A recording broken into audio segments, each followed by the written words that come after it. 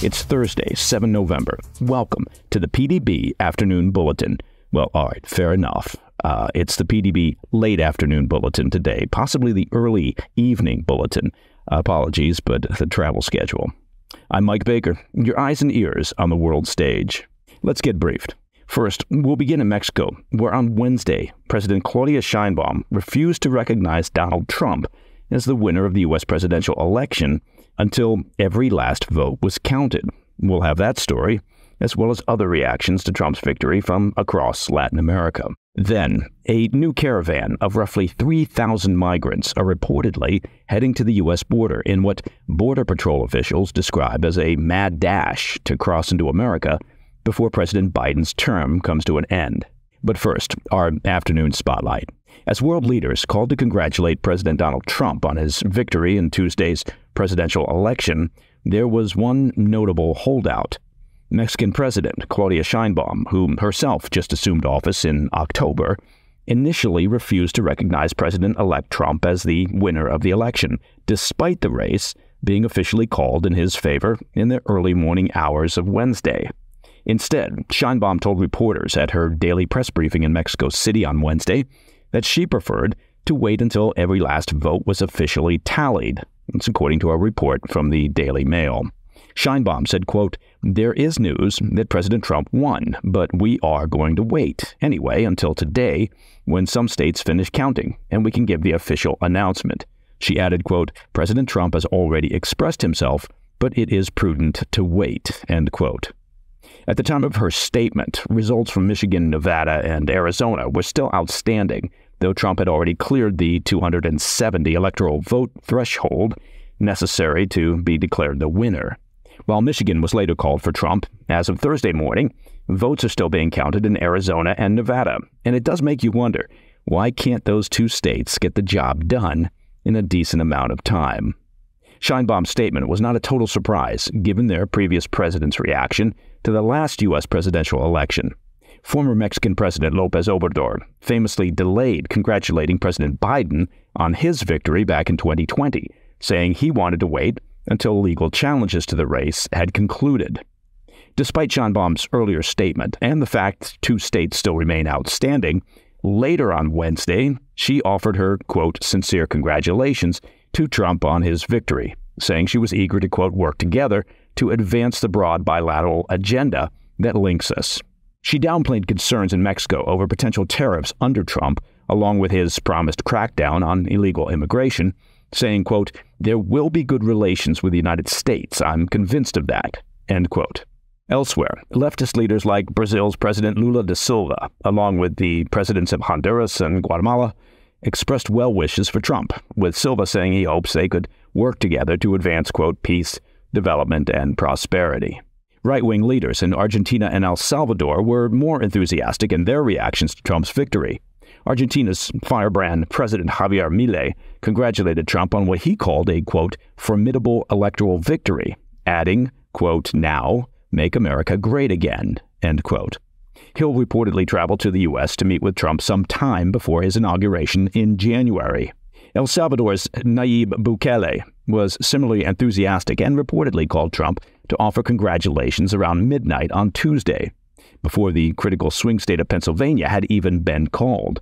He later spoke with Trump on a call on Wednesday and said the American people had delivered Trump a powerful mandate to enact change.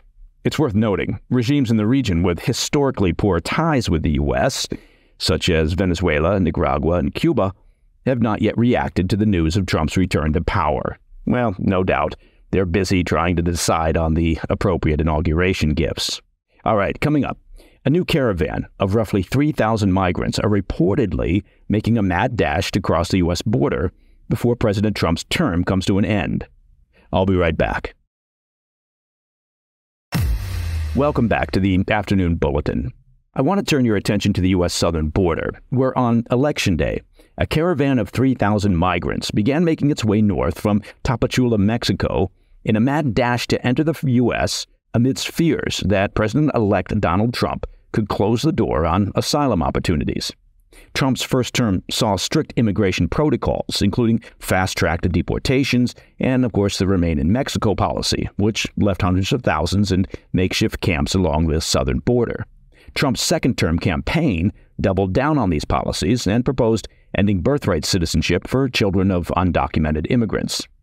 The news of Trump's election victory struck a blow to many in the Caravan who had hoped for a Vice President Kamala Harris win, believing that she might support more lenient immigration policies. Well, I don't know where they would have gotten that idea from. Instead, with Trump's return to the White House looming, migrants see a narrow window to reach the U.S. A Honduran migrant traveling with his pregnant wife and 2 children stated, quote, "We want U.S. authorities to see us as people who want to work, not harm anyone." Another Venezuelan migrant traveling with her 6-year-old daughter aims to seek asylum via the U.S. Customs and Border Protection app before Trump takes office in January. Now, normally, at least the way the process is supposed to work, migrants are to seek asylum in the first safe haven that they arrive in, not pass through safe havens to get to the U.S. and then seek asylum. But, why get bogged down in the rules? Under the Biden administration, the U.S. saw its biggest surge last year, when more than 1 million people rushed the southern border in a span of just a few months after the end of the Trump-era Title 42 policy, which had temporarily restricted asylum claims as a COVID-19 measure. Since Biden took office, nearly 10 million migrants have been apprehended at the border, according to an estimate by the House Committee on Homeland Security. In September alone, Border Patrol reported 54,000 encounters. That's a slight decrease from August, but still indicative of persistent pressures at the border. In Eagle Pass, Texas, a key crossing point on the U.S.-Mexico border, migrants arrive daily, many led by smugglers through the Rio Grande. Early Tuesday morning, Border Patrol agents detained a group of 9 migrants, including 2 unaccompanied minors, after they waded across the river. Now, for most in the Caravan, safety in numbers offers protection against Mexico's violent cartels. But the roughly 2,000-mile journey north does remain obviously perilous, as a Chiapas state security spokesperson told Reuters that a few families had decided to return to the state capital of Tapachula, deterred by the challenges ahead. The Caravan's journey follows a group of 2,000 migrants who left Tapachula just weeks prior, making the same trek north. A U.S. Border Patrol source commented on the persistence of these recent groups, stating, quote, "They always make it," a testament to the Biden administration's lax management of the southern border over the past 3+ years. And that, my friends, is the PDB Afternoon Bulletin for Thursday, 7 November. Now, if you have any questions or comments, please reach out to me at pdb@thefirsttv.com. And, well, possibly you've heard, to listen to the show ad-free, become a premium member of the President's Daily Brief by visiting pdbpremium.com.